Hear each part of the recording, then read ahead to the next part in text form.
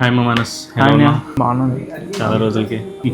చెప్పమ్మా, ఏం చేయదు. అదే నా రీల్ చూసాను, మదర్స్ డే ఏదో ఆఫర్ ఉందంట కదా, సో అదేంటో తెలుసుకున్నాం. ఆఫర్ ఏంటో ఆఫర్ ఏంటంటే అమ్మ, పిల్లలు మదర్కి గిఫ్ట్ ఇవ్వడానికి అని చెప్పేసి, లైక్ మీరు హెయిర్ కట్ కానీ, హెయిర్ స్పా కానీ, ఫేషియల్ కానీ మీరు ఏం చేయించుకుంటే మదర్కి కూడా అది ఫ్రీ సర్వీస్ కింద వెళ్తుంది అనమాట. సో మీరు గిఫ్ట్ ఇచ్చినట్టు అవుతుంది. హెయిర్ స్పా చేయించుకున్నాను అనుకున్నాను. ఓకే.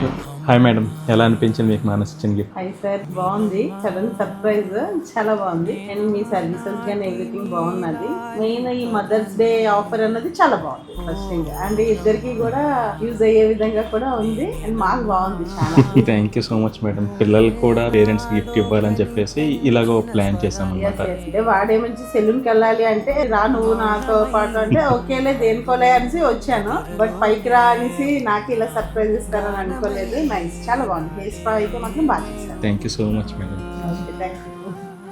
నీ పాదాలకు వల్ల నా అడుగులు సాగా